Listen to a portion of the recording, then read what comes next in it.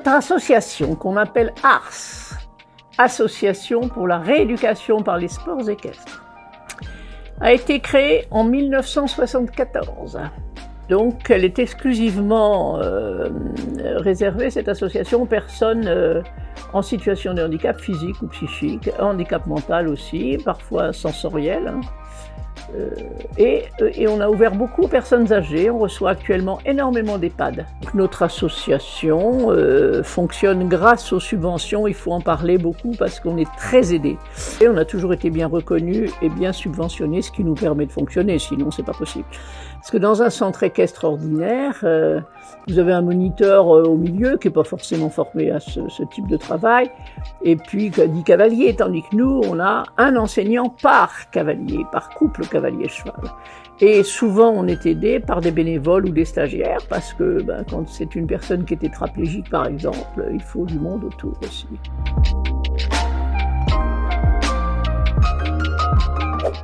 Pour la sécurité de l'ensemble de la propriété, déjà il y a pas mal de monde, mais il y a toujours du monde ici de toute façon, donc je suis certainement une des seules personnes à ne pas avoir été cambriolée dans la zone là, parce qu'on sait qu'il y a toujours du monde. Et puis on a des caméras, on a quand même actuellement 13 caméras, c'est-à-dire qu'on suit nos chevaux absolument partout. Quand un cheval est malade, c'est bien pratique, dans leur box c'est très bien. Et dans les champs, et donc ça c'est formidable.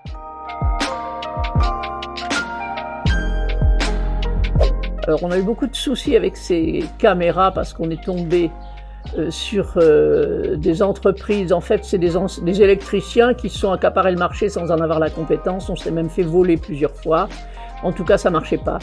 Et puis un jour là je suis tombée, j'ai dû harceler tout le monde et il y a monsieur Abba là, de l'entreprise, qui a été très sensible à notre projet, à notre travail et qui du coup nous a remis tout en place, donc c'est merveilleux. En plus de ça, il a fait la plupart des choses gracieusement, c'est formidable. Bon, voilà, on est très aidé par cette société et c'est quand même la première fois que ça marche aussi bien. Depuis que j'ai des caméras, moi les premières caméras, elles ont déjà 30 ans, j'ai toujours observé mes chevaux.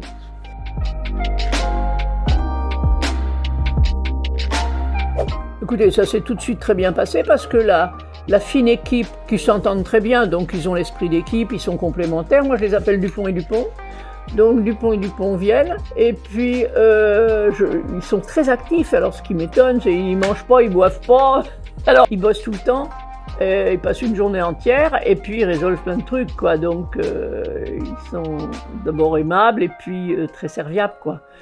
Donc voilà, on sent qu'ils sont dirigés dans un certain état d'esprit, éthique certainement, et puis de collaboration qui n'est pas que commerciale, puisque là, ils ont fait énormément de boulot sans nous les faire payer. Bien sûr, quand on a acheté une caméra neuve, tout ça, on a tenu quand même à respecter.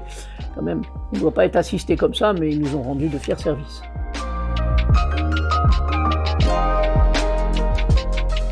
Bon, déjà, tout simplement, le plaisir d'observer nos chevaux partout où ils sont. Donc comme ça, on connaît bien, on leur a pas dit qu'on les avait en caméra, mais du coup, on voit bien qu'on connaît bien nos chevaux individuellement et on les connaît en groupe. On sait tout à fait. Exemple ce matin, j'ai immédiatement demandé qu'on ferme un râtelier, un endroit de râtelier, parce que j'ai remarqué qu'un des chevaux qui était le plus dominé de tous n'atteignait pas le foin, parce que le gros dominant prend toute la place. Ils s'entendent tous bien, mais bon, il y a quand même de la dominance, il y a une hiérarchie chez les chevaux qui est très importante. Voilà, donc on voit quand ils s'enguirlandent, on voit quand ils jouent, on voit quand ils veulent se botter. Et comme on a tout fait de façon à préserver l'instinct grégaire des chevaux et leurs besoins naturels, notamment les boxes de nuit, ils sont séparés par un bas-flanc, mais les chevaux sont toujours chez nous au moins 2 par 2. On laisse jamais un cheval tout seul, qui stresse et qui du coup acquiert des mauvaises manies.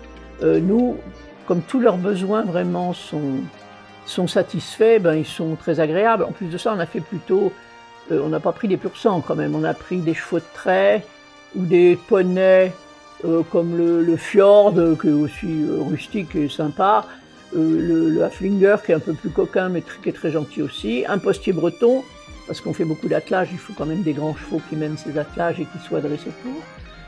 Et du coup, ça aussi, ça fait partie de la sécurité. On a des chevaux qui n'ont jamais peur et on a une façon de les éduquer qui fait qu'ils sont en totale confiance tout le temps, tout le temps, tout le temps, et la confiance est réciproque. Donc ça, c'est formidable.